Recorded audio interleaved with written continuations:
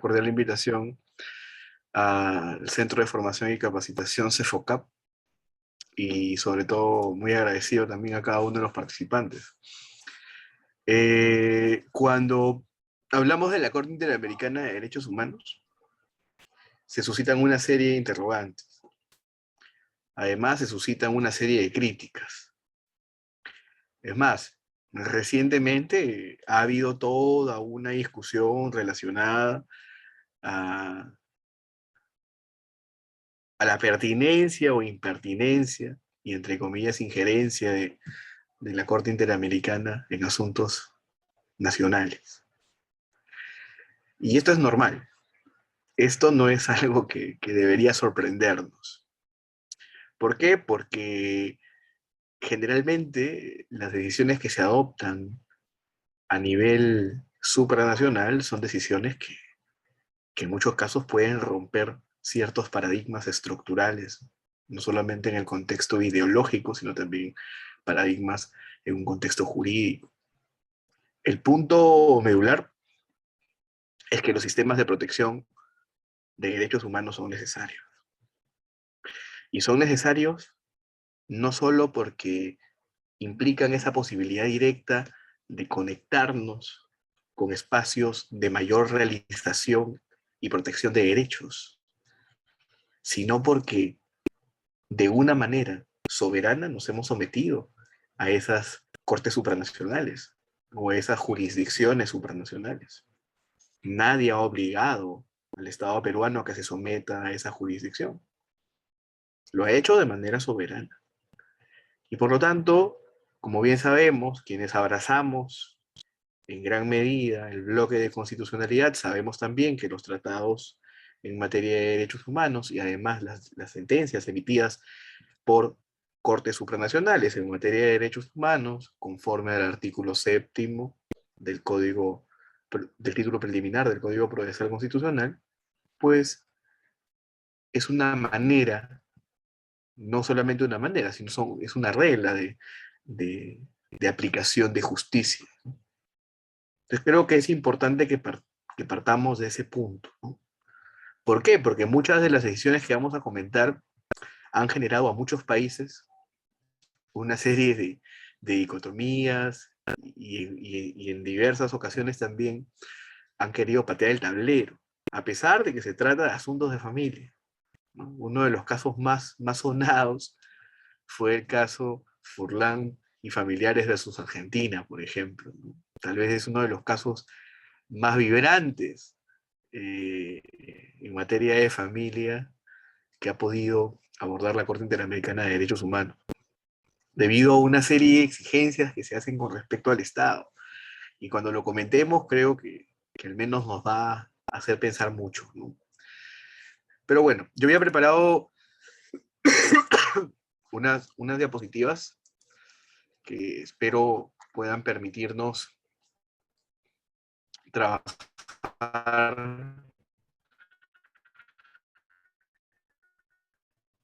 estos contenidos de tal forma que ampliemos sustancialmente los contextos de análisis, ¿no? Vamos a analizar entonces, vamos a comentar, vamos a y vamos a plasmar ciertas ideas relacionadas. Y vamos a iniciar con uno de los casos no el más antiguo, pero uno de los casos más antiguos, que es el caso Aloy Boitoy y otros versus Furlan. Este caso es del 10 de septiembre del año 1993. El Estado emplazado es elementos interesantes relacionados a... Son temas que si se dan cuenta no se analizan en la jurisdicción nacional, por ejemplo, ¿no? Ese tal vez sea un interesante punto de partida en esta noche, ¿no? Además, se discute acerca del derecho consuetudinario indígena, la falta de registro de Estado civil por parte de Surinam con respecto a la comunidad indígena, y además, en cierta medida, se habla acerca de filiación e identidad. ¿Cuáles son los hechos? ¿Cuáles son los hechos? En Adjoni, que es una región donde se estableció esta comunidad, varios varones fueron golpeados, ¿no? Debido a ciertos elementos represivos de naturaleza militar de Surinam, ¿no? ¿Por qué? Porque sospechaban que esta comunidad era alentadora o era parte de un grupo subversivo en la selva.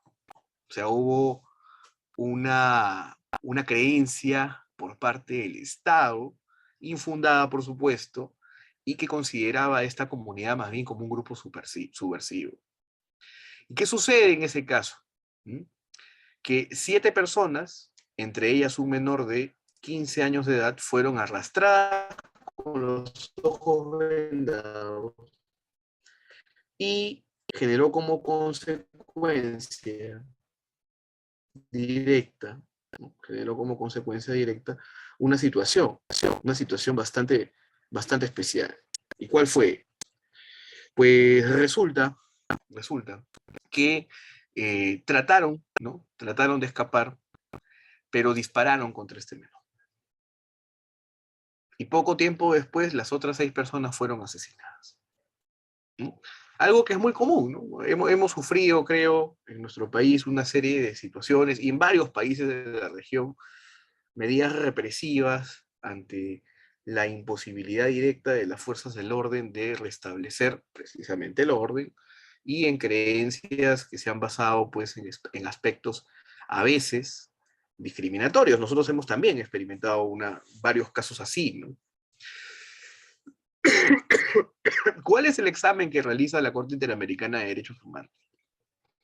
Primero, relacionado justamente al derecho a una indemnización material. Y además a que no se debería afectar el derecho a la indemnización de los parientes o cónyuges de matrimonios no registrados. ¿Qué sucede? El Estado de Surinam, con respecto a esta comunidad, no había establecido estrategias para poder registrarlos. Es decir, no contaban con documentos de identidad. Y por lo tanto, al no existir esa ficción jurídica de personería, ¿no? Respecto a los integrantes de esa comunidad, pues entonces, al no haberse establecido oficinas de registro civil, pues entonces no tenían derecho a una indemnización, porque no habían sido registrados nunca. Y esto sucede en muchas comunidades en el país, por si acaso. No creamos de que aún, o no creamos de que ya hemos logrado concretar el registro de comunidades preexistentes al Estado peruano. Aquí en el país tenemos 55 comunidades ancestrales, 51 se encuentran en la selva, 4 en la sierra, y hay personas que nunca se han registrado, que no existen para el Estado. Eso es algo que lamentablemente, ¿no? No hemos podido reducir. Y si lo hemos hecho, aún nos falta. Y eso pues tiene que ver con aspectos presupuestales y la falta de presencia de instituciones como las oficinas de registro civil cercanas a estas comunidades, ¿no? ¿Cuál fue la decisión en este caso? En el caso específico de los aramacas, que eran, así se les llamaba a estos miembros de una comunidad, se estableció que habían sufrido perjuicios morales directos y por lo tanto debían ser indemnizados. Y respecto a la sociedad marón tradicional, se señaló de que una persona no es solo miembro de su grupo familiar, por supuesto, sino también miembro de su comunidad aldeana y del grupo tribal. Y por lo tanto, se había generado un perjuicio que sufrieron directamente los aldeanos ante la pérdida de miembros de su grupo y que éste debía ser indemnizado. Y además, si bien es cierto, no era materia de discusión lo concerniente a determinar si es que existían ciertos espacios y en lo que se relaciona a la región que ocupan, ¿no? Sobre todo autonomía legislativa y jurisdiccional, porque la defensa de Surinam lo que directamente proponía era de que, bueno, que ellos tienen sus propios sistemas de registro, ¿no? Como los cuadernos, por ejemplo, ¿no? Esto no fue estimado por la Corte, ¿no? ¿Por qué? Porque sí o sí, las pruebas que finalmente fueron aportadas al proceso permitían deducir que las leyes de Surinam no tenían eficacia respecto a aquella tribu. Y por lo tanto, ante esa circunstancia en particular, la identidad de las personas había sido lesionada. ¿Por qué? Porque el Estado no mantenía en la región los registros civiles en número suficiente. Y ante esa ineficiencia estructural del Estado, no se podía otorgar la documentación a todos los habitantes. Siendo así, en ese caso, no podía Surinam, el Estado de Surinam, exigir que se pruebe la afiliación y la identidad de las personas que eran familiares de aquellos 7 personas, ¿no? Que habían sido asesinadas por las fuerzas militares de Surinam. Recapitulando entonces, el Estado de Surinam requería a los familiares de las víctimas que acrediten que eran familiares de las víctimas, pero no tenían cómo hacerlo. ¿Por qué? Porque no tenían un documento de identidad, no tenían una partida de defunción, una partida de nacimiento, pues nunca las oficinas de registro civil habían logrado, digamos, registrar a estas personas. Y por eso no se les podía indemnizar. No se acreditaba la afiliación. Entonces eso motivó a que estos familiares acudan directamente a la Corte con la final de derecho a la indemnización y además que existe un pronunciamiento respecto a la afiliación. Debido a que esta no se podía acreditar documentariamente, pero por un problema estructural que el mismo Estado de Surinam no había resuelto. Ese es el famoso caso Aloe Itoe y otros versus Surinam. Muy bien, pasemos a un segundo caso. Conversemos acerca del caso Reyardo Tolosa, medidas provisionales respecto a Argentina. Este caso es del año 1994. 1994. Y en este caso se discuten elementos relacionados a la estructura familiar, también en comunidad indígena, derecho consuetudinario indígena, apropiación de menores, protección de integridad psíquica, cese de guarda provisoria y contacto con familia legítima. Veamos, ¿cuáles son los hechos? Se trata de este caso de Gonzalo Javier y Matías Ángel, que nacieron en cautiverio en Argentina. Bueno.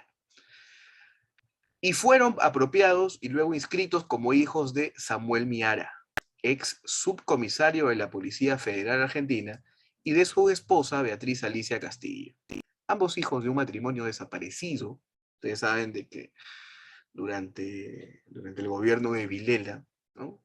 Bien sabemos de que se generó todo lo concerniente a la Operación Cóndor y un largo etcétera, que generó pues serios problemas en cuanto a la desaparición forzada, ¿no?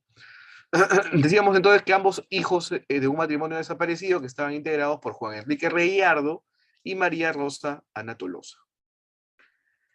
Estos niños a los 11 años de edad se enteraron de que los esposos Miara no eran sus padres biológicos. Motivo por el que en 1985 fueron llevados a Paraguay, vivieron allí hasta el año 1989 y fueron regresados a la Argentina. Y fueron colocados en una familia sustituta temporalmente hasta la obtención de los resultados de los exámenes inmunogenéticos. ¿Cuál fue el examen que realizó la Corte?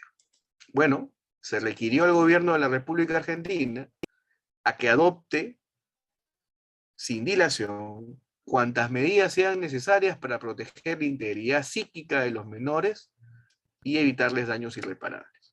Evidentemente, el sistema de guarda provisoria establecido en Argentina era un sistema que le generaba a los niños un daño psicológico. Porque imagínense tener ese tipo de noticias, ¿no? Y esa ineficiencia estructural del sistema. ¿Cuál fue la decisión de la Corte? Bueno, el gobierno por su parte dirigió una nota a la presidenta de la Corte el 20 de diciembre en relación con la resolución. Y ella afirma que ya existe fallo del Poder Judicial sobre el tema. La sentencia ordena hacer cesar la guarda provisoria de los menores, poniendo dicha situación en cabeza de una familia sustituta y estableciendo el tratar de lograr un acercamiento de los menores con su familia de origen. Por carta de la Comisión, de fecha 14 de enero del 94, la Corte fue informada de que la Secretaría de la Comisión Interamericana de Derechos Humanos entró en contacto con los peticionarios ante la Comisión, quienes dieron a conocer que, en su opinión, el gobierno de Argentina cumplió con las medidas provisionales solicitadas a la Corte Interamericana por la Comisión. Dado el cumplimiento por parte del gobierno de la República Argentina, no procede tomar las medidas provisionales solicitadas por la Comisión Interamericana de Derechos Humanos. Aquí, bueno, en este caso, la República Argentina no es sancionada, ¿no?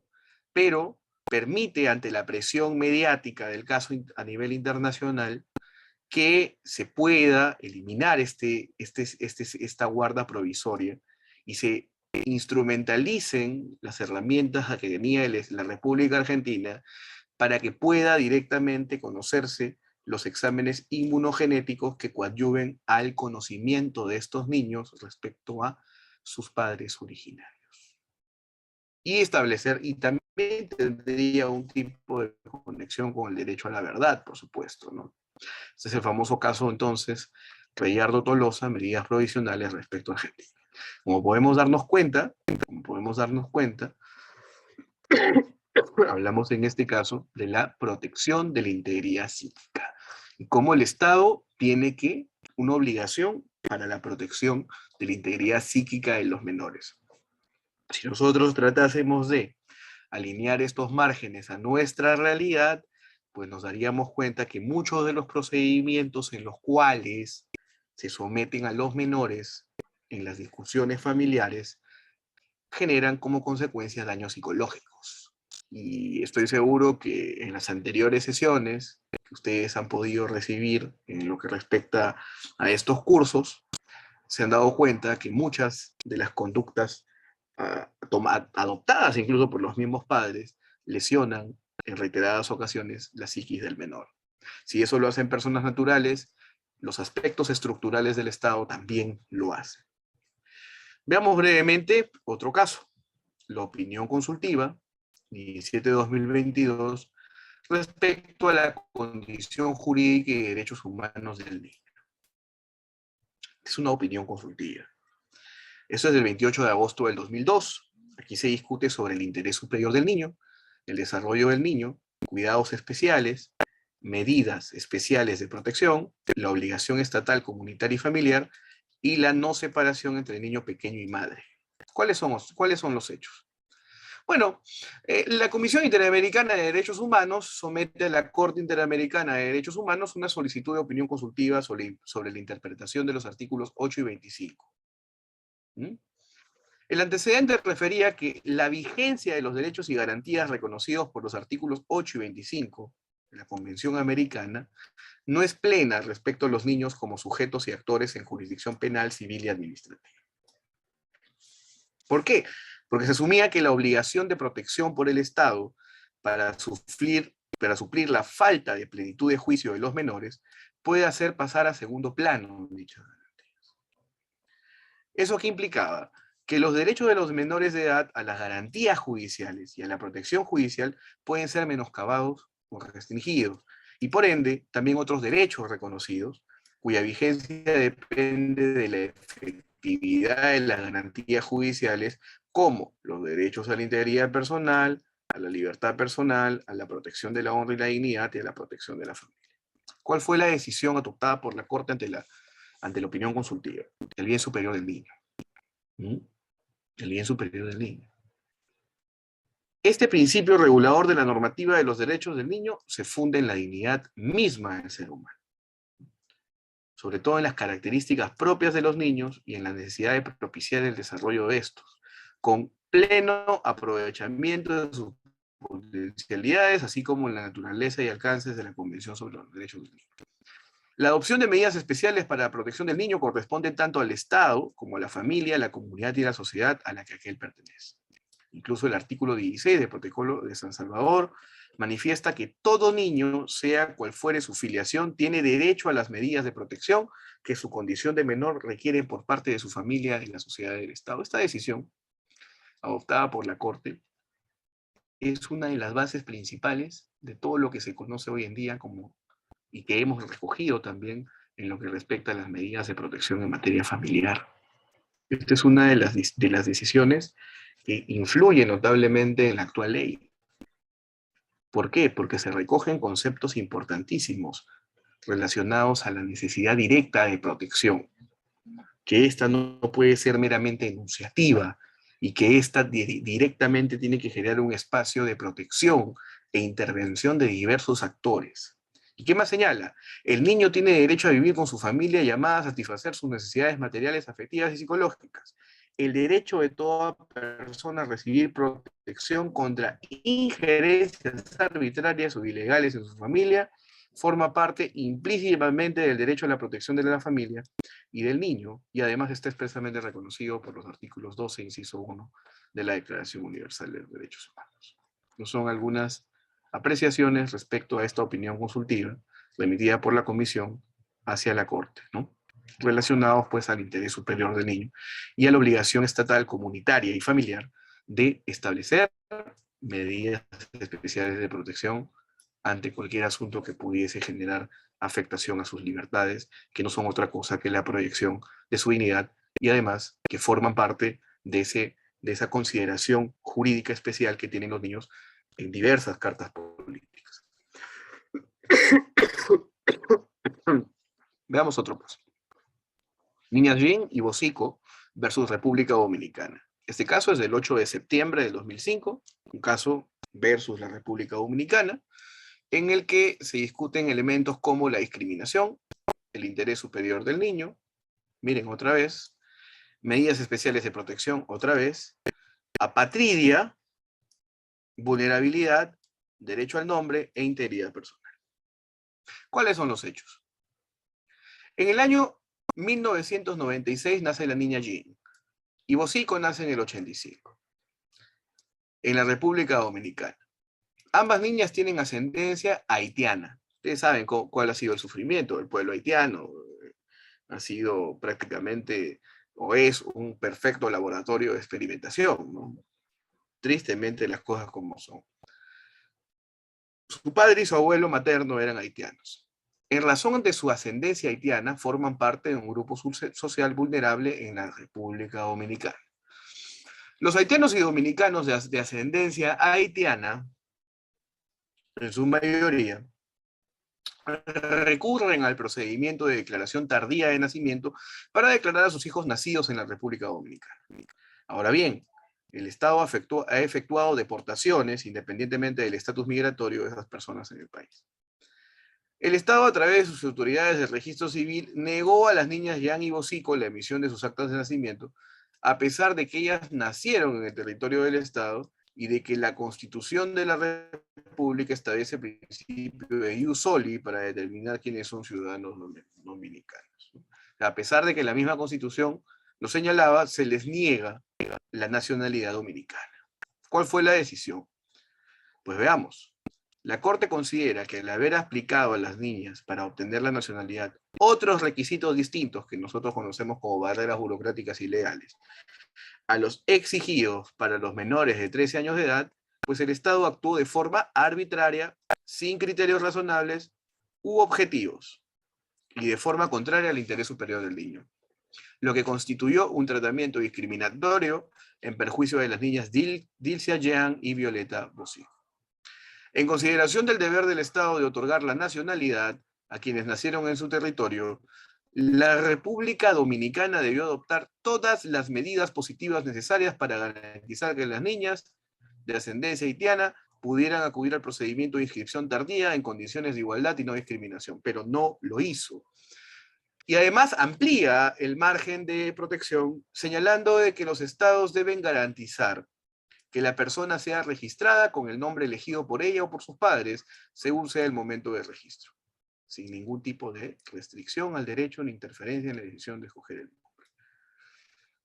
Entonces, la Corte señala que República Dominicana violó el derecho a la integridad personal, consagrado en el artículo 5 de la Convención Americana, en relación con el inciso 1.1 del mismo instrumento, en perjuicio de estas niñas. Miren que estamos hablando de un caso de apatría del 2005, y a pesar de eso, la apatría sigue siendo un problema, sobre todo en esa zona. Y aunque no lo crean, hemos tenido un caso de apatría bastante fuerte, ¿no?, respecto a los niños hijos de venezolanos en República Colombiana, ¿no? ¿Por qué? Porque la República de Colombia solamente le otorga la nacionalidad ¿a quién? A aquellas personas, ¿no?, que nazcan aquellas que al menos uno de sus padres sea colombiano. O sea, si no es colombiano, entonces no puede adquirir la nacionalidad de dicho país. Tal es así de que hubo una presión internacional para que de manera excepcional se les declare, se les asigne una nacionalidad a esos niños venezolanos. Eran niños venezolanos nacidos en Colombia, y que tampoco habían sido reconocidos como venezolanos por la República Bolivariana de Venezuela. O sea, son casos bastante comunes, ¿no? En nuestro país no se da esos problemas porque en la Constitución vigente se adquiere la nacionalidad de una manera mucho más amplia, pero hay países muy cercanos, como es el caso colombiano, que no la adquieren de una manera, de la misma manera como nosotros, ¿no? Muy bien, sigamos. Masacre de las dos R's versus Guatemala. Este caso es un poquito más cercano, del 24 de noviembre de 2009, se denuncia a Guatemala. Otra vez hablamos del interés superior del niño, de las medidas especiales de protección, de obligación estatal comunitaria y familiar, de protección contra injerencias arbitrarias y de protección de convivencia entre padres e hijos y derecho al nombre. Veamos los hechos. En el mes de diciembre del 82, soldados guatemaltecos pertenecientes al grupo especial denominado Caibiles llegaron al parcelamiento, ¿no?, a una comuna de las dos R's, y sacaron a las personas de sus casas, argumentando la presencia de las Fuerzas Armadas rebeldes en la zona, e incluso la participación de pobladores de las dos R's en el grupo guerrillero. Miren qué coincidencia, cómo hay casos que se repiten en bastantes lugares de la región. A los hombres los encerraron en la escuela de parcelamiento y a las mujeres y niñas en la iglesia evangélica. Mientras los mantuvieron encerrados, los golpearon, incluso algunos murieron como consecuencia de los golpes. Después sacaron a las mujeres y los niños para llevarlos al mismo lugar. Muchas mujeres habrían sido violadas y golpeadas hasta el punto de sufrir abortos. En el camino, muchas niñas fueron violadas por los caibiles. En los hechos de la masacre perdieron la vida, por lo menos, esto es un hecho execrable, por supuesto, 216 personas, pero no crean que en el Perú eso no ha sucedido. Ha sucedido muchas veces y hay muchos casos que ni siquiera vamos a saber porque hay muchas fosas comunes que aún no se han abierto. Adicionalmente, en el contexto de la masacre, uno de los caibiles que participó en ella sustrajo ilegalmente a un niño sobreviviente, quien fue Ramiro Osorio Cristales. ¿Cuál fue la decisión? En lo que se refiere a los derechos del niño protegidos en la Convención, la Corte ha establecido que los niños tienen derechos especiales, y eso también lo hemos recogido en nuestra Carta Política. La muestra es el artículo 4. A los que corresponden deberes específicos por parte de la familia, la sociedad y el Estado principalmente. Asimismo, la prevalencia del interés superior del niño debe ser entendida como la necesidad de satisfacción de todos los derechos de los niños. La necesidad de satisfacción de todos los derechos de los niños, que obliga al Estado e irradia efectos en la interpretación de todos los demás derechos de la Convención cuando el caso se refiere a menores de edad. Lo mismo se desprende de las normas contenidas en la Convención sobre los Derechos del Niño, que establece que los derechos de los niños requieren no solo que el Estado se abstenga de interferir indebidamente en las relaciones privadas o familiares del niño, sino que también, según las circunstancias, adopte providencias positivas para asegurar el ejercicio y disfrute pleno de sus derechos. Aquí estamos hablando directamente de una obligación del Estado de construir un espacio de realización para los niños. Aquí estamos discutiendo acerca de esa responsabilidad de las dimensiones objetivas de los derechos de los niños, que materialmente se plasman en la posibilidad real de que no solamente tengan acceso a derechos, sino que tengan la posibilidad de que las instituciones puedan salvaguardar sus derechos. Un acudir hacia el ciudadano, en este caso a los niños que tienen una consideración especial. En cuanto al derecho al nombre, la Corte hace notar que ha establecido en su jurisprudencia que el derecho al nombre, reconocido en el artículo 18 de la Convención Americana, constituye un elemento básico e indispensable de la identidad de cada persona, por lo que el tribunal encuentra que la falta absoluta de acción estatal después del 9 de marzo del 87 hasta 1999, estamos hablando de cerca de 13 años, a fin de reunificar a Ramiro Osorio Cristales con su familia biológica. Miren, aquí hay un derecho de filiación fuerte, ¿no es cierto? Y restablecer su nombre y apellidos constituye, ¿qué cosa? Una violación de su derecho a la familia y al nombre. ¿Cuántos casos tendremos así? Reconocidos en los artículos 17 y 18 de la Convención en relación con los artículos 1.1 y 19. Este es el caso. Masacre de las 2R versus Guatemala. Un caso muy interesante. Siguiente. Caso Chitainek y otros versus Guatemala también. Este es el 25 de mayo del 2010. Los mismos elementos. Familia en comunidad indígena, identidad cultural, derecho a la familia, obligación estatal respecto al desarrollo y fortaleza del núcleo familiar. Miren esa obligación, desarrollo y fortaleza del núcleo familiar, protección de convivencia entre padres e hijos. ¿Cuáles fueron los hechos? El señor Chitainek, que fue un indígena maya, Caxniquel, estaba casado con Marta Rodríguez Cuex, con quien tuvo 5 hijos, quienes residían en San Martín, Jilotepeque, departamento de Chinaltenango. En el año 77, el Partido Democracia Cristiana presentó al señor Chitainek como candidato a concejal en la contienda electoral municipal de San Martín, Jilotepeque, y resultó electo. O sea, el padre, señor Chitainek, fue elegido concejal, no como regidor, como si fuera el caso de nosotros. Como consecuencia de la desaparición del entonces alcalde del municipio, que ocurrió en el año 1980, Florencio Chitainek asumió la responsabilidad de la alcaldía, o sea, de consejero, asumió la responsabilidad de ser alcalde, ¿no?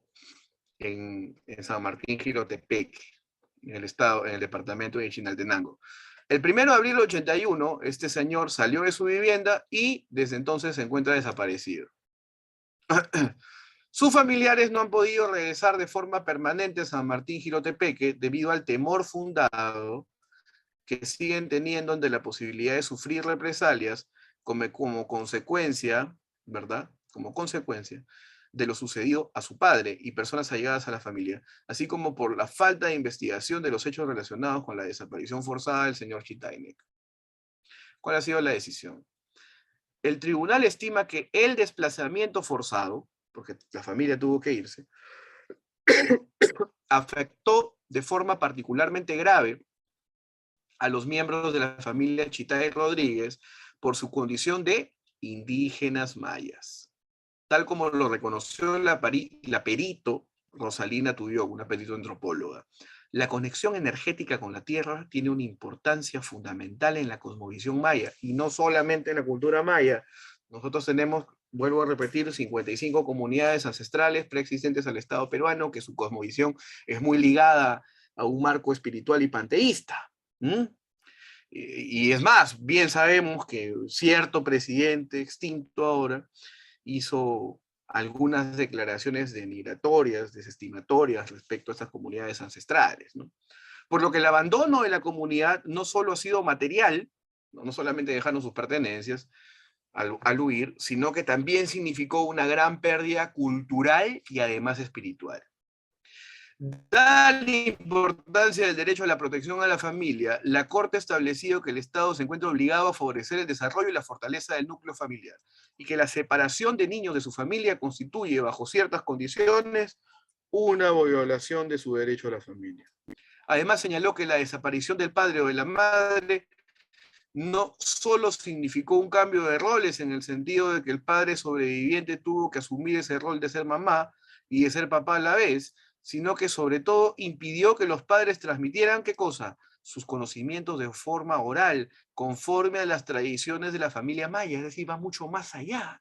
Se privó a estos niños de que puedan recibir oralmente la cultura de un pueblo. Por eso, la Corte estima que existió una afectación directa a los miembros de la familia Chitay Rodríguez por las constantes amenazas y persecuciones que sufrieron sus miembros, el desplazamiento de que fueron víctimas, el desarraigo de su comunidad, la fragmentación del núcleo familiar y la pérdida de la figura esencial del padre, lo que constituye un incumplimiento por parte del Estado de su obligación de proteger a toda persona contra injerencias arbitrales o ilegales en su familia. Por lo que consideró a este Estado, ¿no?, a Guatemala, como un Estado responsable de la violación del derecho a la protección de la familia. Miren qué amplio. Miren qué amplio. ¿Cuántas vulneraciones a estos vínculos, conceptos e instituciones hemos tenido en nuestro país, lamentablemente? Nosotros también hemos sufrido una experiencia muy violenta y sanguinaria que generó desplazamientos y en el que hubo excesos y delitos por diferentes actores. Eso mismo ha sucedido en Colombia muchas veces también, donde han habido mayores elementos relacionados a, mayores actores en los tiempos de violencia. Caso Gelmán versus Uruguay. Este caso del 24 de febrero de 2011. ¿Qué se discute? Apropiación de menores, desaparición forzada de padres otra vez, medidas especiales de protección, obligación estatal, comunitaria y familiar, derecho a la identidad y derecho a la familia. ¿Cuáles son los hechos? María Claudia García Iruretagoyena Casinelli, de nacionalidad argentina, y su esposo Marcelo Ariel Gelmán Shubarov fueron detenidos junto con otros familiares y amigos el 24 de agosto del 76 en Buenos Aires, Argentina, por militares uruguayos y argentinos. Al momento de su privación de libertad, María Claudia tenía 19 años de edad y cursaba un embarazo de aproximadamente 7 meses. Luego fueron llevados a un centro de detención y tortura, que eran bastante comunes, sobre todo en la Argentina. En octubre del 76, María Claudia García fue trasladada en forma clandestina a Montevideo, por Uruguay, ¿no?, por autoridades uruguayas y alojada en la sede del Servicio de Información de Defensa del Uruguay, ¿no?, algo parecido al SIN aquí en Perú. En lo sucesivo habría sido trasladada al hospital militar donde dio luz a una niña. Su hija recién nacida fue entregada a un policía uruguayo y su esposa, quienes la registraron como hija propia y le dieron el nombre de María Macarena Taurino Vivian.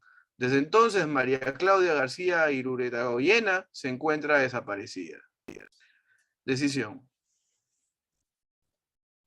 El tribunal estima que la sustracción de niños, y eso también lo hemos vivido aquí, en reiteradas ocasiones, pero pocas sentencias tenemos sobre eso.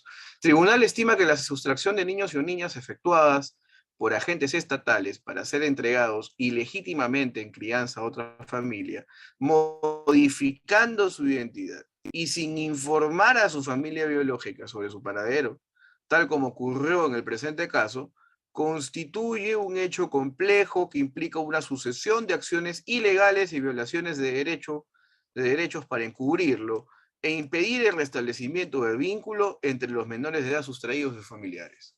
Así, la referida situación afectó lo que se ha denominado el derecho a la identidad, por supuesto, porque estos niños nunca supieron quiénes eran sus verdaderos padres, fueron sustraídos del núcleo familiar, que si bien no se encuentra expresamente contemplado en la Convención, en las circunstancias del presente caso es posible determinarlo sobre la base de lo dispuesto por el artículo 8 de la Convención sobre los Derechos del Niño, que establece que tal derecho comprende, entre otros, el derecho a la nacionalidad, al nombre de las relaciones de familia. Todas estas relaciones, todas estas prerrogativas propias del niño fueron violadas sistemáticamente por el Estado al no dar solución a este problema. Particularmente cuando María Macarena Gelmán se encontraba en su primera infancia, hubo una injerencia ilegal por parte del Estado en su familia de origen, la cual vulneró el derecho de protección a la misma.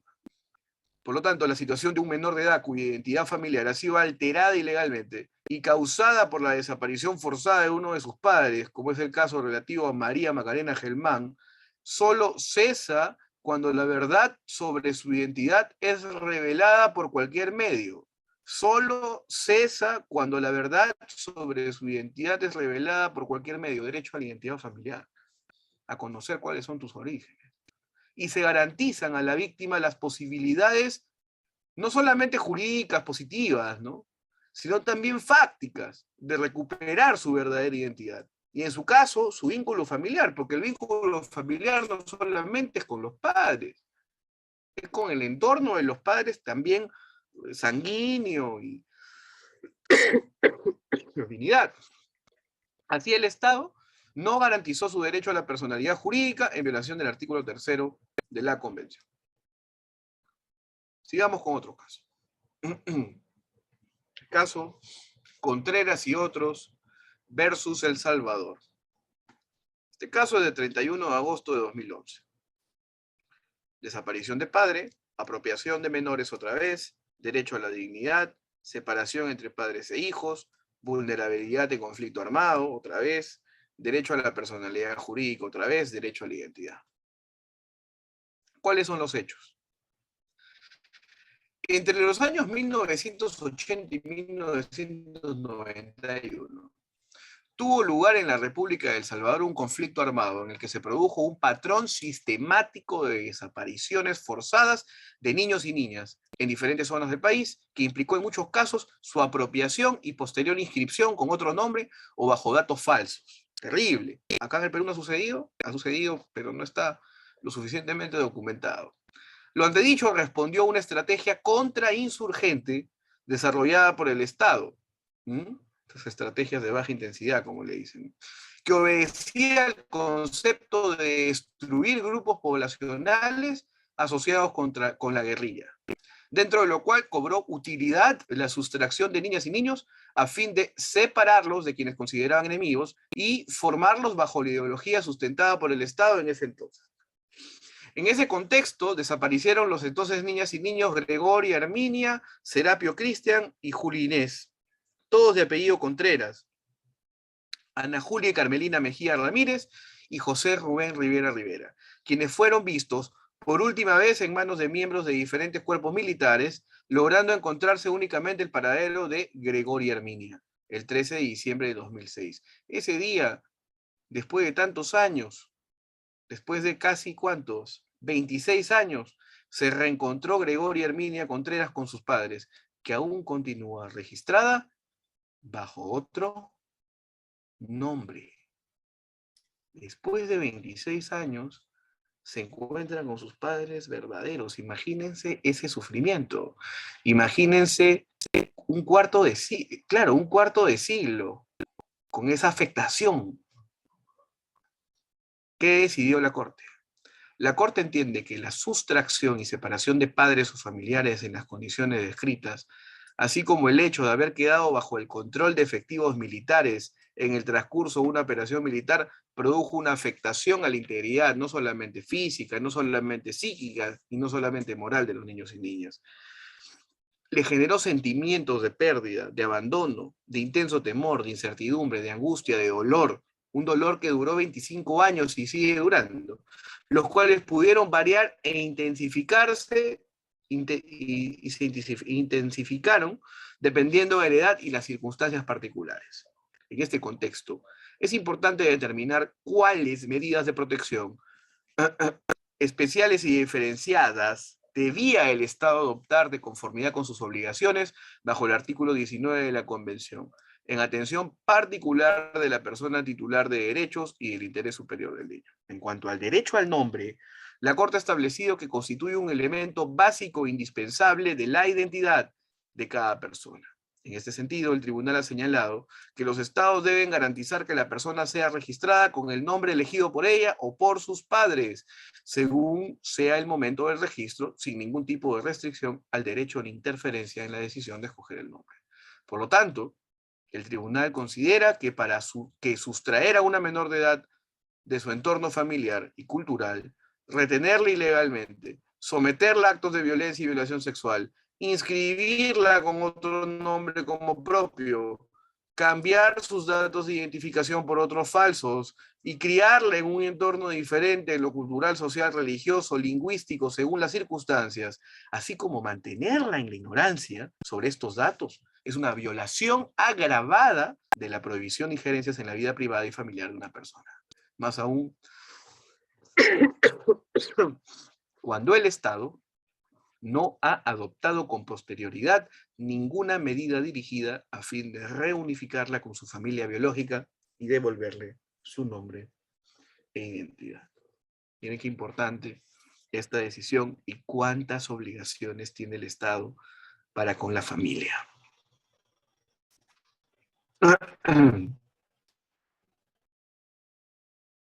Caso Atala-Rifo y Niñas versus Chile. Este es un caso del 24 de febrero de 2012. Veamos este caso, es un caso polémico, ojo.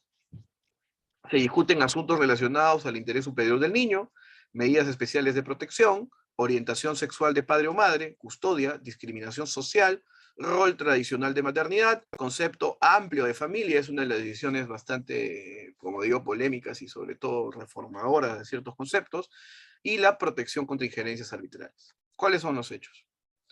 La señora Atala contrajo matrimonio con Ricardo López Allendez allá por el año 1993. Durante el matrimonio nacieron 3 niñas. En marzo de 2002 decidieron finalizar su matrimonio. Hacia finales de ese mismo año, la señora Emma de Ramón, compañera sentimental de la señora Atala, era una pareja de damas, una pareja homosexual, ¿no? Comenzó a convivir en la misma casa con ella y sus 3 hijas. Esos son los hechos.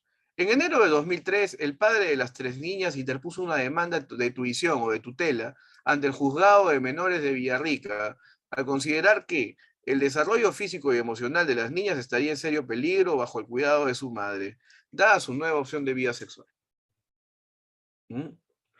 Ante la negativa de concederse la tuición, la tutela, entiéndase, al padre, tanto en primera como en segunda instancia, el señor Ricardo López presentó ante la Corte Suprema de Justicia de Chile un recurso de queja y solicitó el cuidado de las niñas. La Corte Suprema le concedió la tuición definitiva al padre, la tutela al padre, argumentando que, ojo, la orientación sexual de la madre y su convivencia con una pareja del mismo sexo producirían un daño a las 3 niñas. Eso es lo que argumentó en el año 2003, es decir, hace 19 años, la Corte Suprema chilena. Una corte muy conservadora, dicho sea de paso. Ante eso, ¿qué es lo que señala el tribunal? En relación al interés superior del niño, la Corte reitera que este principio regulador de la normativa de los derechos de las niñas y los niños se funda en la dignidad misma del ser humano, en las características propias de los niños y las niñas y en la necesidad de propiciar el desarrollo de pleno aprovechamiento de sus potencialidades.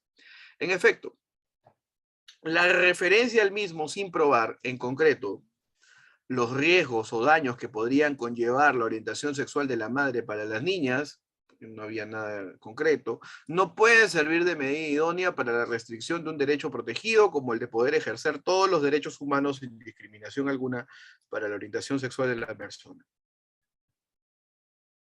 La Corte considera que para justificar una diferencia de trato y la restricción de un derecho, no puede servir de sustento jurídico la alegada posibilidad de discriminación social, probada o no, a la que se podrían enfrentar los menores de edad por condiciones de la madre o el padre. El tribunal constata que en el marco de las sociedades contemporáneas se dan cambios culturales, sociales, institucionales, encaminado a desarrollos más incluyentes, ¿sí? Más incluyentes de todas las opciones de vida de sus ciudadanos, lo cual se evidencia en la aceptación social de parejas interraciales. ¿Sí?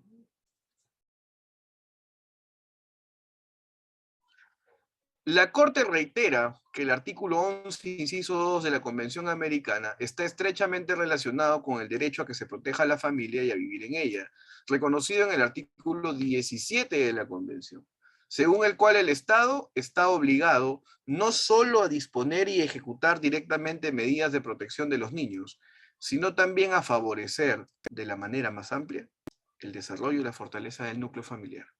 Además, la imposición de un concepto único de familia debe analizarse no solo como una posible injerencia arbitraria contra la vida privada. Esta es una decisión polémica, una decisión que muy probablemente vaya en contra de ciertas posiciones morales, subjetivas, y que, sin duda, fue hace 10 años, puede ser el derrotero iniciático, normativo, para que muchas decisiones adoptadas por la justicia peruana sean directamente revocadas por la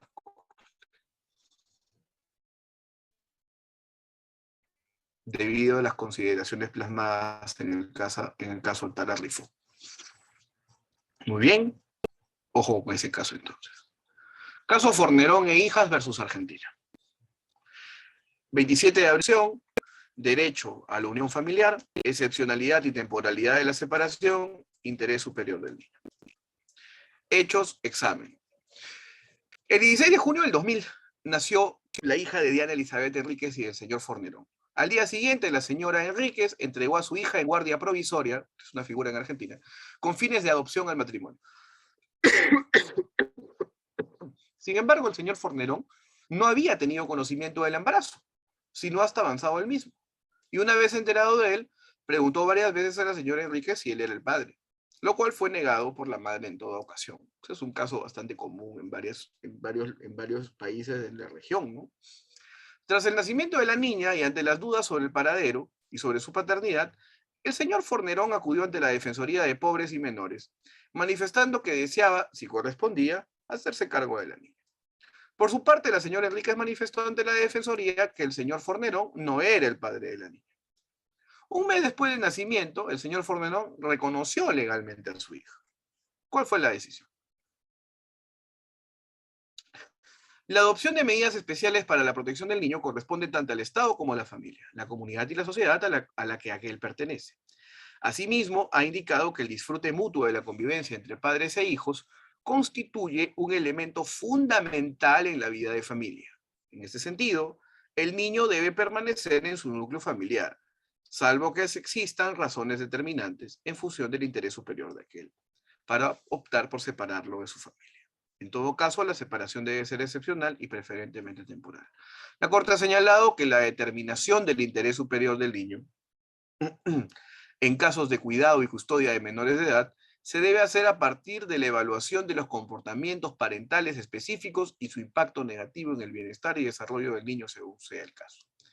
La responsabilidad de acelerar el procedimiento recae sobre las autoridades judiciales, en consideración del deber de especial protección que debe brindar a la niña por su condición de menor de edad y no en su actividad procesal del padre. En efecto, se cumplió con el requisito de excepcionalidad de la separación. El juez que otorgó la guarda judicial y posterior adopción no tuvo en cuenta la voluntad del señor Fornerón de cuidar y de no continuar separado de su hija. Ello a pesar de que el padre biológico manifestó dicha voluntad de manera expresa y reiterada ante diversas autoridades y particularmente ante dicho funcionario en los procesos de guarda y de adopción. A veces hay dispositivos normativos extremadamente legalistas que lejos de contribuir a una agilización de los marcos subjetivos e interrelacionales de las familias, lejos de contribuir a su fortalecimiento, los reprimen. Este es uno de los casos más emblemáticos dentro de la Corte Interamericana de Derechos Humanos. el caso Furlan y familiares versus Argentina. Es uno de los casos, creo yo, más importantes y es uno de los casos de mayor impacto también para un Estado y que puede generar mucho temor para varios estados. Voy a contarlo brevemente. Este es un caso del 31 de agosto de 2012, también en Argentina. Se establecen medidas especiales de protección, interés superior del niño, se habla acerca de asesor de menores incapaces, pobreza y discapacidad, discapacidad e impacto en familia, acceso a la justicia, desigualdad, situación agravada de vulnerabilidad. Veamos los hechos. En el año 88, o sea, hace 34 años, Sebastián Furlan, quien por entonces tenía 14 años de edad, recibió el impacto de un travesaño, ¿no? de un arco de fútbol, ¿no? que cayó sobre su cabeza, ocasionándole fractura de cráneo y daños cerebrales graves. En ese momento se encontraba jugando con otros niños, ¿dónde? En un campo de entrenamiento militar abandonado por el ejército, en la localidad de Ciudadela, provincia de Buenos Aires. El padre de Sebastián, Danilo Furlan, inició una acción de daños y perjuicios contra el Estado Nacional a fin de obtener resarcimiento por los daños sufridos por su hijo. ¿Por qué? Porque era un campo de entrenamiento militar abandonado por el Estado. Y obtener los medios necesarios para una adecuada rehabilitación. ¿Saben cuánto duró ese proceso? 12 años y 3 meses. 12 años y 3 meses. ¿Cuál fue la decisión que se adopta por la Corte? Toda decisión estatal, social o familiar que involucre alguna limitación al ejercicio de cualquier derecho de un niño o una niña debe tomar en cuenta el principio del interés superior del niño y ajustarse rigurosamente a las disposiciones que rigen esta materia.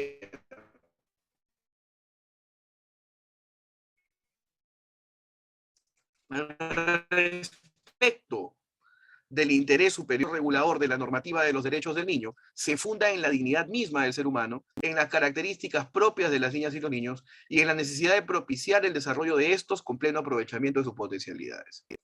Para la Corte, es claro que la contribución por parte del Estado al crear o agravar la situación de vulnerabilidad de una persona tiene un impacto significativo en la integridad de las personas que les rodean, en especial de familiares cercanos que se ven enfrentados a la incertidumbre e inseguridad generada por la vulneración de su familia nuclear cercana. Imagínense, 12 años. Se encuentra probado que el accidente sufrido por Sebastián Furlan, así como el transcurso del proceso civil, por 12 años de su vida, tuvieron un impacto en el núcleo familiar conformado por Danilo Furlan, Susana Fernández, Claudio Furlan y Sabina Furlan.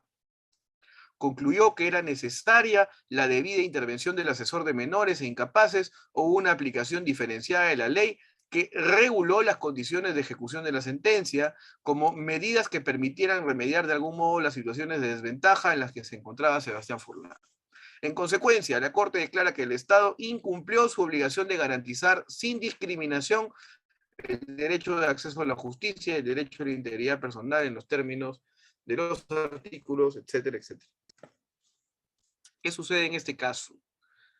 Que se condena a la República de la Argentina no solamente por haberse o ser responsable civil por los daños causados, ¿no? Sino que se obliga a que se genere un resarcimiento del daño por el excesivo plazo, por el excesivo tiempo que implicó la posibilidad de resarcir el daño de la familia Furlan. En otras palabras, el Estado es responsable por la dilación excesiva. Si en la norma se establecen plazos, esos plazos deberían cumplirse. ¿Qué pasa si no se cumple? Hay un daño psicológico, sobre todo en los menores. ¿Cuántos casos en nuestro país exigirían entonces una sanción por parte de la Corte Interamericana? Muchísimos. Nosotros somos especialistas en la dilación excesiva de los procesos. más aún en los procesos en los procesos de familia, ¿no? Lamentablemente, a veces somos de la idea de que en un expediente judicial se contienen las soluciones para los problemas y los dramas familiares que vive la gente, ¿no? Eso es totalmente falso. Una decisión emitida por un juez no es una decisión que va a contribuir a solucionar su problema en la gran mayoría de los casos.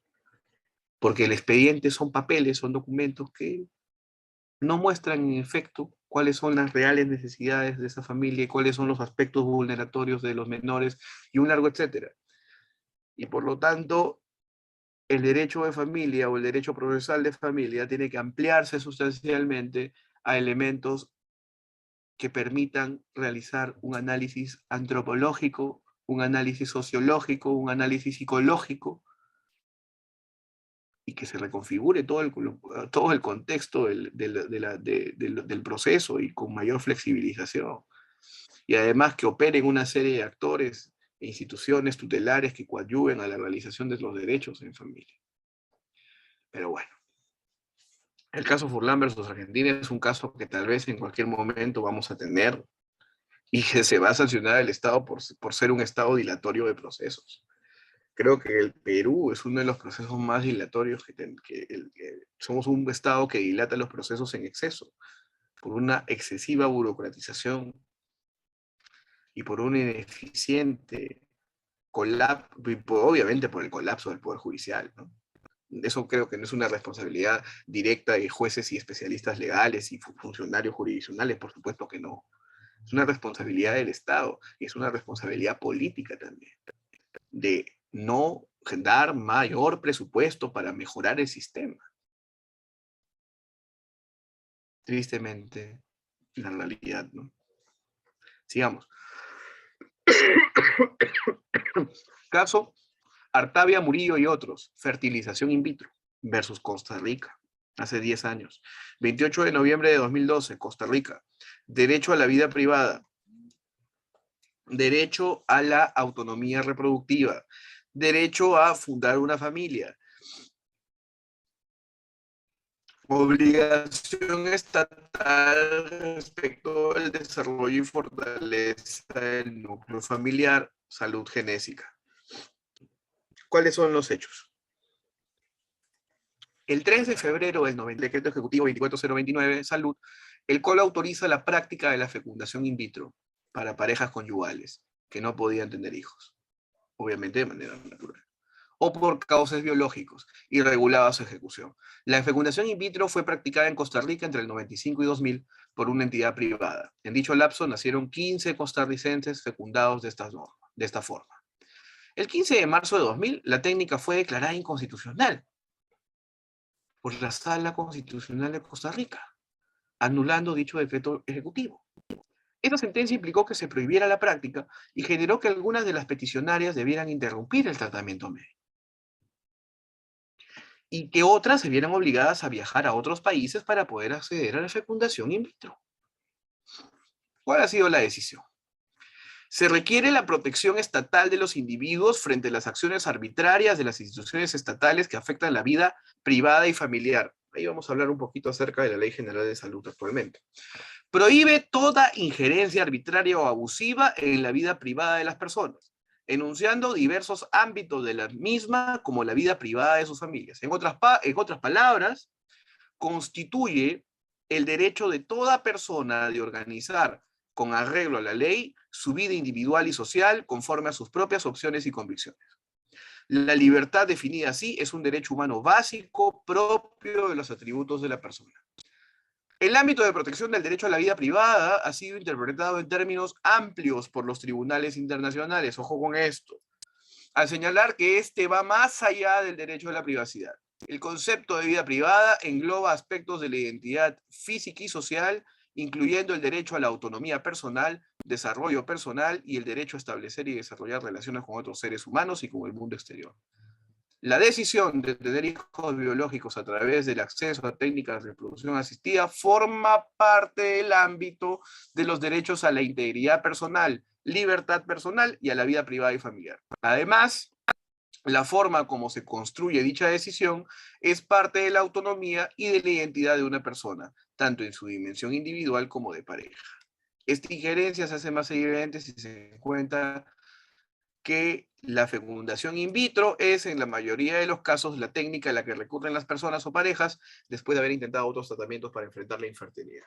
Miren qué importante esta decisión. Tal vez en algún momento influya sustancialmente en algunos aspectos, como por ejemplo el siguiente. La Ley General de Salud, en el artículo 7º, señala de que se pueden someter a terapias de reproducción asistida, ¿no?, aquellas parejas, siempre y cuando la condición de madre gestante, así como la condición de madre que aporta el gameto, es decir, la persona que aporta, digamos, el óvulo, ¿no es cierto?, recaiga en la misma persona. ¿Mm? O sea, si una mujer que, producto de una situación de salud o cualquier asunto externo, ha perdido el útero, ¿verdad? Pues no sabemos muy bien que nunca va a poder ser madre gestante, lo cual generaría como consecuencia que nunca pueda ser madre en el Perú. En el Perú. ¿Y qué señala aquí la decisión? La protección estatal de los individuos frente a las acciones arbitrarias de las instituciones estatales que afectan la vida privada y familiar. ¿Qué justificación existe respecto a limitar la libertad de una pareja de poder emplear la tecnología y la ciencia para poder concretar su aspiración material y sus derechos reproductivos y además su necesidad subjetiva de formar una familia? Ninguna. Pero ahí está. Y nadie dice nada sobre eso. Artículo 7 de la Ley General de Salud. Los famosos vientres de alquiler permitirían directamente que se pueda satisfacer este interés, que va a ser imposible materializar en aquellas madres que no pueden gestar, ¿no?, que no pueden realizar el proceso de gestación, por obvias razones. Seguimos. Caso Norín Catrimán y otros, dirigentes, miembros y activistas del pueblo mapuche versus Chile otra vez. Caso del 29 de mayo de 2014. Derecho a la familia, protección contra injerencias arbitrarias, protección de convivencia entre padres e hijos, visita familiar a privados de libertad, persona indígena detenida. ¿Cuáles son los hechos? A inicios de la década de los 2000, existía en el sur de Chile una situación social de numerosos reclamos, manifestaciones, protestas sociales por parte de miembros del pueblo indígena mapuche, que son constantes, ¿no?, que son bastante constantes. Siempre ha habido ahí una ruptura entre mapuches y el resto de Chile, con el fin de que fueran atendidas estos reclamos y solucionadas sus reivindicaciones, fundamentalmente referidas a la recuperación de sus territorios ancestrales y al respeto de uso y goce de dichas tierras y sus recursos naturales. En el contexto de esta protesta social, se incrementó el nivel de conflictividad en dichas regiones. Aparte de las movilizaciones sociales y de otras medidas de presión como la ocupación de las tierras demandadas, se presentaron algunas acciones de hecho y violencia calificadas como graves. El tratamiento de terrorista que le dio el Estado los colocó bajo un régimen legal especial que afectó su vida, la de su familia y la de su comunidad. La permanencia en un centro penitenciario ubicado a más de 300 kilómetros de su comunidad imposibilitaba el recibimiento de visitas y apoyo emocional y material de amigos y familiares. Miren qué interesante. Decisión. Las visitas a las personas privadas de libertad por parte de sus familiares constituyen un elemento fundamental del derecho a la protección de la familia, tanto de la persona privada de libertad como de sus familiares. no solo por representar una oportunidad de contacto con el mundo exterior, sino porque el apoyo de los familiares a las personas privadas de libertad es esencial. La Corte ha establecido que el Estado se encuentra obligado a favorecer el desarrollo y la fortaleza del núcleo familiar.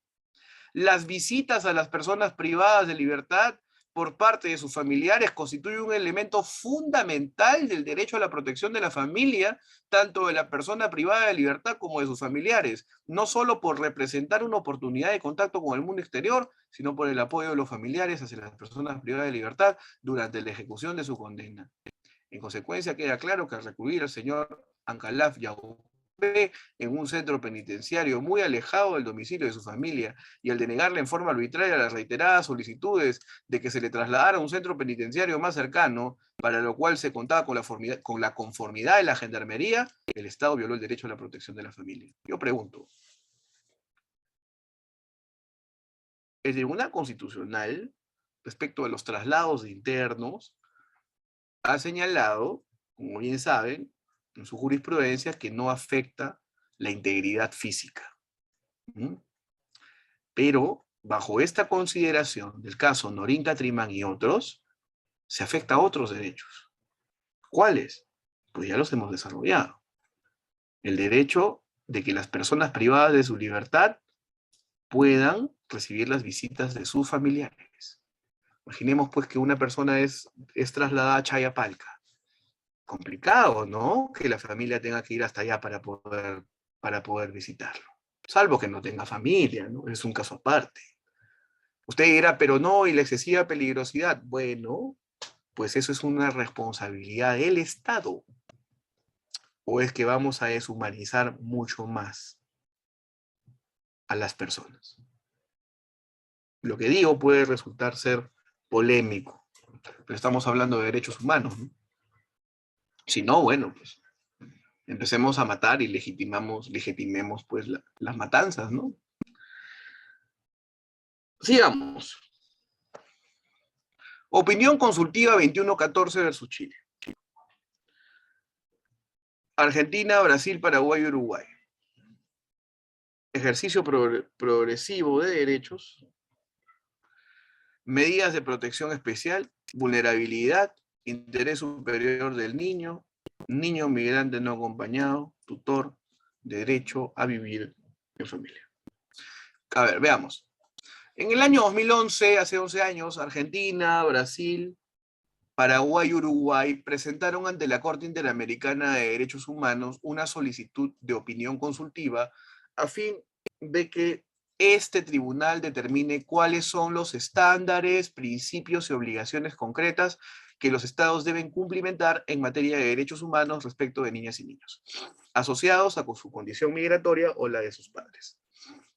Dicha solicitud se originó en consideración a la privación de la libertad de niños y niñas, migrantes con motivo de la infracción de normas migratorias y el déficit legislativo y de políticas públicas en relación con las medidas que los estados receptores tienen que adoptar ante el ingreso irregular de un niño o niña al país, lo que por su condición de vulnerabilidad exige un compromiso especial por parte de los estados en procurar el respeto, la protección y la garantía de sus derechos fundamentales.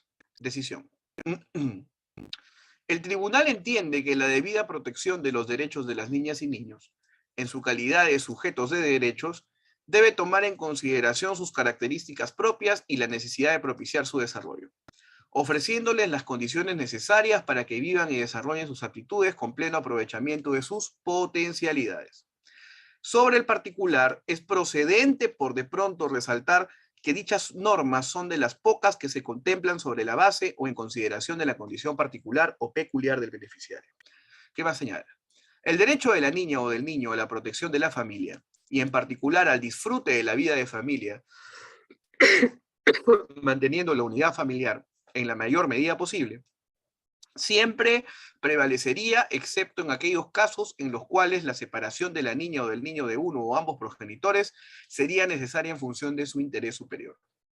La medida debe ser proporcionada en sentido estricto, por lo tanto debe ser la que restringe en menor grado el derecho protegido y se ajuste estrechamente al logro del objetivo legítimo. Por lo tanto, El Estado tendrá que evaluar las circunstancias particulares de las personas concernidas, entre las cuales destaca la historia inmigratoria, el lapso temporal de la estadía y la extensión de los lazos del progenitorio de su familia con el país receptor, la consideración sobre la nacionalidad, guarda y residencia de los hijos de la persona que se pretende expulsar, el alcance de la afectación que genera la ruptura familiar debido a la expulsión, incluyendo las personas con quienes vive la niña o el niño, así como el tiempo que ha permanecido en esta unidad familiar, y el alcance de la perturbación en la vida diaria de la niña o el niño, si cambiaría su situación familiar. Importantes elementos los aquí señalados, justamente respecto a la posibilidad directa de proteger el vínculo familiar independientemente de las condiciones de los padres en lo que respecta a su situación migratoria. Seguimos con el caso personas dominicanas y haitianas expulsadas versus República Dominicana, un caso de hace 8 años, del 28 de agosto del 2014. Aquí otra vez se encuentran elementos, siempre Haití se caracteriza por esos problemas de apatridia, extrema vulnerabilidad, derecho a la nacionalidad, derecho a la igualdad, interés superior del niño, identidad, hijo de persona en situación migratoria irregular, jus solis, ¿no? Excepción. Veamos los hechos. A partir del primer tercio del siglo XX, tuvieron lugar en la República Dominicana grandes migraciones de haitianos, los cuales en su mayoría se trasladaron para desarrollar labores agrícolas, principalmente en campos azucareros. Como consecuencia de ello, muchos migrantes haitianos pasaron a vivir en forma permanente en la República Dominicana, en asentamientos llamados bateyes. En la actualidad viven con sus hijos y nietos, quienes nacieron en territorio dominicano, en condiciones de marginalidad, pobreza y discriminación. Tienen lugar expulsiones colectivas efectuadas por autoridades públicas y dominicanas que afectan a haitianos, y también dominicanos de ascendencia haitiana. Se trata de una práctica sistemática que, independientemente del estatus migratorio de dichas personas y sin un procedimiento de averiguación previo, se da como resultado de una discriminación basada en la raza, el color de piel, el idioma y la nacionalidad. ¿Cuál ha sido la decisión? El Estado debe tener certeza respecto a que la niña o el niño nacida o nacido en su territorio en forma inmediata después de su nacimiento podrá efectivamente adquirir la nacionalidad de otro Estado si no adquiere la nacionalidad de cuyo Estado nació. Miren qué interesante, ¿no? Miren qué interesante. Es decir, la negativa tiene que estar basada en que, en efecto, tendré la certeza de que otro Estado va a poder darle nacionalidad. Pero si no tengo esa certeza, entonces no puedo actuar. Sería una discriminación, de acuerdo a la Corte. En relación al derecho a la nacionalidad, la Corte reitera que el principio de derecho imperativo de protección igualitaria y efectiva de la ley y no discriminación determina que los estados, al regular los mecanismos de otorgamiento de la nacionalidad, deben abstenerse de producir regulaciones discriminatorias. Ahora bien, la Corte Interamericana encuentra necesario reiterar que en los procesos de expulsión en donde se encuentren involucrados niñas y niños, el Estado debe observar, además de las garantías señaladas anteriormente, otras cuyo objetivo sea la protección del interés superior de las niñas y niños, entendiendo que dicho interés se relaciona directamente con su derecho a la protección de la familia y en particular al disfrute de la vida de familia, manteniendo la unidad familiar en la mayor medida posible. No pueden recurrir a la privación de libertad de niñas o niños que se encuentren junto a sus progenitores.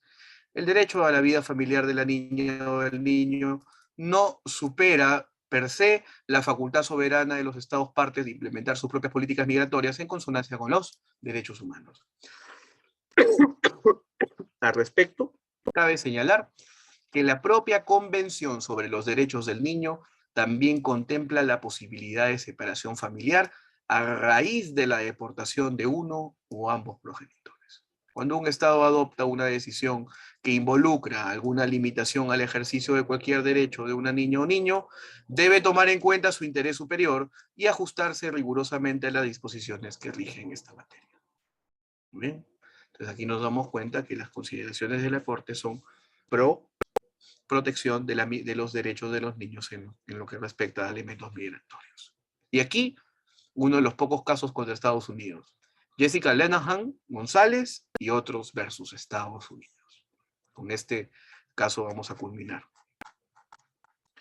Del 21 de julio de 2011. Discriminación de la mujer. Violencia doméstica. Violencia contra la mujer. Debida diligencia estatal. Deber especial de protección de niños y niñas. Evaluación del riesgo. Niños y niñas víctimas de violencia doméstica. Hechos. El 23 de junio del 99 se produjo la muerte de las niñas Leslie Catherine y Rebecca González, hijas del matrimonio compuesto por Jessica Lenahan y Simón González. Jessica, de origen indígena e hispano, vivía con su familia en Castle Rock, Colorado. Ese año, tras un intento de suicidio por parte de Simón, y considerando que desde hacía 3 años que éste había comenzado a adoptar un comportamiento atemorizante y destructivo con su familia, Jessica decidió separarse de él e iniciar los trámites de divorcio. En tal sentido, ingresaba al hogar por la fuerza, amenazaba a Jessica con secuestrar a las niñas, la obligaba a intercambiar favores sexuales por necesidades básicas y la acosaba fuera de su casa, en su empleo y por teléfono. Asimismo, mostraba un comportamiento suicida y conducía en forma imprudente estando con sus hijas, todo lo cual en los 3 meses anteriores al hecho fue motivo de denuncias por parte de Jessica y de varios enfrentamientos entre Simón y el departamento de la policía. ¿Cuál fue la decisión? La comisión ha reconocido que ciertos grupos de mujeres padecen discriminación en base a más de un factor a lo largo de su vida, en virtud de su corta edad, su raza y su origen étnico, entre otros, lo que aumenta su riesgo de sufrir actos de violencia. El deber de protección estatal vinculado al derecho a la vida se considera especialmente riguroso en el caso de las niñas. Ello deriva, por un lado, de la obligación internacional ampliamente reconocida de otorgar protección especial a los niños y las niñas debido a su desarrollo físico y emocional. La Comisión destaca que todos los estados tienen una obligación legal de proteger a las mujeres de la violencia doméstica, un problema ampliamente reconocido por la comunidad internacional como una grave violación de los derechos humanos y una forma extrema de discriminación. Los deberes de los estados de proteger y garantizar los derechos de las víctimas de violencia doméstica deben también implementarse en la práctica, como lo ha establecido la Comisión en el pasado. En el cumplimiento de sus deberes, los estados deben tener en cuenta que la violencia doméstica es un problema que afecta desproporcionalmente a las mujeres. La Comisión ha afirmado el principio de que la capacidad de las víctimas de violencia contra la mujer de acceder a la protección y a recursos judiciales incluye el garantizar la clarificación de la verdad de lo sucedido. El Estado es en última instancia responsable de determinar la verdad por iniciativa propia. Y eso no depende de los esfuerzos propios de la víctima o sus familiares. Miren qué importante es esta decisión. La verdad por iniciativa propia no depende de los esfuerzos propios de la víctima o de sus familiares, de conformidad con su obligación de brindar una protección especial, y creo yo efectiva, con el principio de la debida diligencia. Esta obligación es particularmente crítica en los casos que implican el derecho a la vida de las niñas. Muy bien. Estas han sido algunas decisiones, creo yo, las más importantes emitidas por la Corte Interamericana de Derechos Humanos en materia de familia, y como han podido evidenciar, apreciados colegas y amigos, son decisiones que amplían sustancialmente el contenido de derechos, pero sobre todo definen obligaciones estatales que en mérito a pactos internacionales los estados han suscrito y que por lo tanto resultan ser exigibles en nuestra comunidad. Quiero agradecer enormemente la cordial y gentil invitación de CEFOCAP y sobre todo agradecerles a todos y cada uno de ustedes por vuestra amable atención. Muchísimas gracias. Muy bien, doctor Roberto. Por parte de CEFOCAP también agradecemos la disertación del día de hoy y invitamos a los participantes a formular las preguntas. Ya saben que pueden hacerlo a través del chat o a través de la opción de levantar la mano. Mientras tanto, doctor, esperamos unos minutos para que los participantes puedan formular las preguntas respectivas. Claro que sí.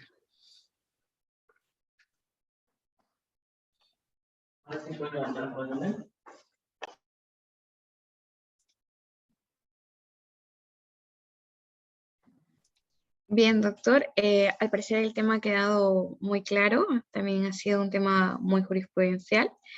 De parte de CEFOCAP, reiteramos el agradecimiento, doctor, y esperamos contar con su participación en un próximo evento. Muchas gracias. Claro que sí. Dejo un enlace a través del cual podríamos mantenernos en contacto, que es dirigido en mis redes sociales, por si deseen el material o deseen de alguna forma algún tipo de inquietud sobre los temas discutidos, puedan podamos estar en contacto permanente. Nuevamente, muchísimas gracias por su atención y conmigo será hasta una próxima oportunidad. Que tengan Bien, buenas noches. doctor. Hasta luego. Gracias. Que Gracias. tengan buenas noches. Gracias.